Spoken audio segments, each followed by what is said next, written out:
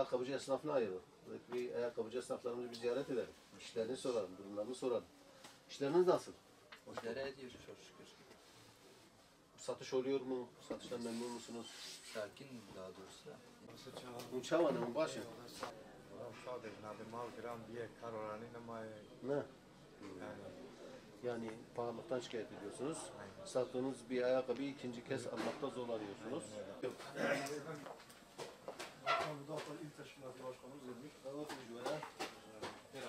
Sonbahardayız. Alım gücü yok. Hem de Halkın alım gücü düşük. alım gücü yok. Düşüktür yani.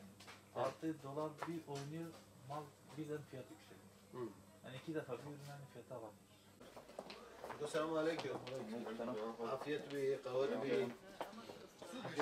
Huda Parbatman İl Başkanı. 5 kişi var, biz de müşteri değiliz.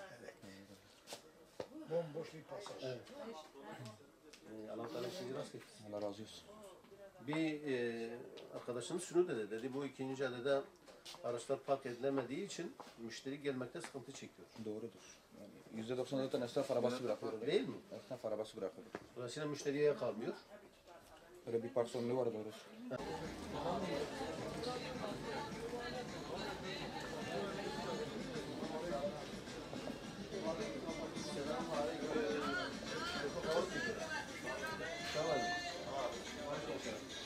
Dedi seçim meçhul تحاول تتنا فقط النار استعفاء خود استعفاء خود هم مداري كنا وده يتشاوش بقو إيش ما بجبر شيء ama kadar bıraktın ama olmazdı bak yani bir kere ve ben bu kadar rahmata gaydi rahma parayı dit elhamdülillah ama yeter ki kazasız belasız olsun.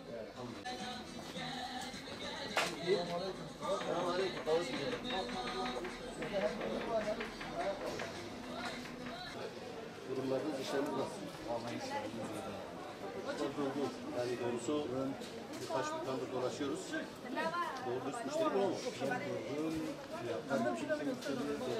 Sene göre kâr etmiyor, eskiden daha uzun fiyata satıyor. Daha iyi kâr ediyordum. Müşteri daha sık geliyordu. Şu an müşteri gelmiyor. Nadir, artık insanlar mecbur, çok zaruri olmadıkça ihtiyaç fazla bir şey alıyor. Sadece gıda, temel ihtiyaçlar alıyor. Onun haricinde ayakkabıdır, giyimdir, başka şeyler kolay kolay yani çok mecbur değil. Şey yapmıyor. Selive Çavaz Başkanı Hüda Fari Başkanı. İlo mecbure bakata. Yani ayakkabıcı esnafıyla mı? Seçim meçhul öyle de kırıyor. Yalnız Hamza'nın bu esnafıyla da sıkıntı eden. Bilgi olsa malumatı olsa mı? Cema bu kamuların biri bir duva mutlasın. Aliye çiğe satışı ve çabanı. Alışvermiş bu sakin olacağına iyice nakit. Ne yapsa? Tamam. Dünya dikiyor. Hani para yok. O da var yani bu pandemiden dolayı millette yani para da yok. Müşterinin alım gücü düşüyor. Yani illaki Bazı yani esnaflar fiyatlar yükseldi. arkadaşlar genellikle ondan şikayet ediyor. Fiyatlar Adamlar aşırı sattığı yükseliyor. ürünü ikinci kez o Yani o fiyata alamıyorum. Yani şu an tattım bunu değil. Yani verdiğim fiyata kar ettim diyorum da. Ama gidip aldığımda yani kar değil zarar yani. bu defa oradan hep bin kare oraya. Yani oraya verdim yani zararlı olmuş oluyorum. Bugün Hüdapar Batman İl Başkanı ve heyetim Batman ayakkabıcı esnafının arasına indik. Satışlarını, durumlarını sorduk. Doğrusu yaklaşık bir iki saate kadar bir esnaf içerisinde dolaştık. Satışlarına, durumlarına baktık. Açıkçası doğru dürüst bir müşteriyle karşılaşmadık. Yani şu anda açıklama yaptığımız yer bir ayakkabıcı pasajı. Fakat maalesef gerçekten müşterilerle karşılaşmadık diyebilirim. Başlıca şikayetleri, ayakkabıcı esnafımızın başlıca şikayetleri, işte bu fiyat istikrarsızlığından dolayı bir ürünü sattıklarında bir sonraki ürünü aynı fiyata alamıyorlar. Haliyle bunu bir nebze de olsa müşteriye yansıtmak durumunda kaldıklarını söylüyorlar. Bu durumda müşterinin alım gücünün de olmadığından dolayı, bu pandeminin bütün bir piyasayı olumsuz etkilendiğinden dolayı bu defa satışları ciddi anlamda maalesef düşmüş. Yine Batman ayakkabıcı esnaf, bu Ulucami çevresindeki ayakkabıcı esnafların diye bir şikayeti, işte ikinci caddede araç park yeri olmadığı için müşteri rahatça aracını park edip dükkanlarına uğramadığından şikayet ediyorlar. Bu bizim yerel yöneticilere seslenişimizdir. Bu anlamda esnafımızın dinlenip buna bir çözüm yolu aranması Batman olarak. Onun dışında esnafımızın yakındığı işte dediğimiz gibi kar edemediklerinden dolayı çeklerini ödeyemez duruma düşüyorlar. Çeklerini ödeyemediklerinden dolayı da bu defa bankadan çek alamıyorlar. Haliyle bu durum onların işini zora sokuyor. Diğer bir husus, pandemi sürdükçe milletin iş yapamaz olduğu. Genel anlamda iş yapılmadığı zaman haliyle bu ayakkabıcı esnafına da yansıyor. Bu ve benzeri sorunlar ard arda sıralanıyor. Kimisi işte ben hakikaten kiramı zor çıkaramıyorum. Hadi kiramı ödedim.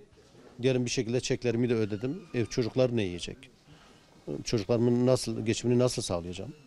Elhasıl hangi esnafımızla konuştuysak maalesef benzer ortak şikayetler. İşte fiyat istikrarsızlığı. Dolar, altın yükseldikçe haliyle ham madde yükseliyor. Ham madde yükseldikçe işte toptancılardan bu defa daha pahalı ürün almak zorunda kalıyor. Bunu müşteri yansıttığı zaman bu defa satış yapamıyor. Arda arda bu sorunları sıralıyorlar.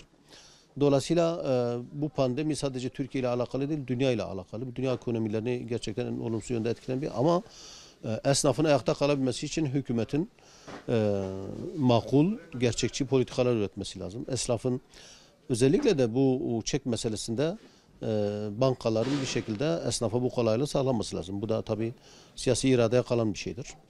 Ve yerel anlamda da yerel yöneticilerin, Batman valinin, yerel yöneticilerin esnaflara bir araya gelip sorun ve sıkıntılarını dinleyerek bulundukları ortamlara dönük çözüm önerileri geliştirmeleri gerekir ki esnafımız bu sıkıntılardan bir an önce kurtulsun ve en azından bu pandemi sürecini biraz daha suhuletle, kolaylıkla atlatmaya çalışsın.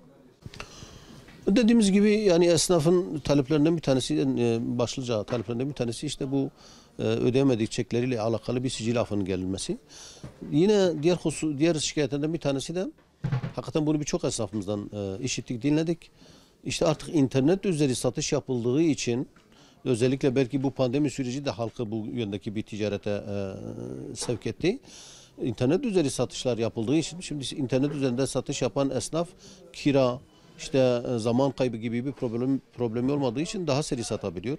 Hayli müşteri bu defa evindeyken internet üzerinde siparişlerini veriyor. O şekilde bir ürün tedarik ediyor. Bu durumda hem dükkan kirası veren hem eleman çalıştırmak zorunda kalan hem kendisi işte dükkanında beklemek zorunda kalan bu çarşı esnafımız maalesef zor duruma düşüyor. Artık bu hükümet bununla alakalı nasıl bir politika geliştirir. Fakat bütün bunları hesaba katarak esnafın elinin güçlendirilmesi, esnafın desteklenmesi lazım.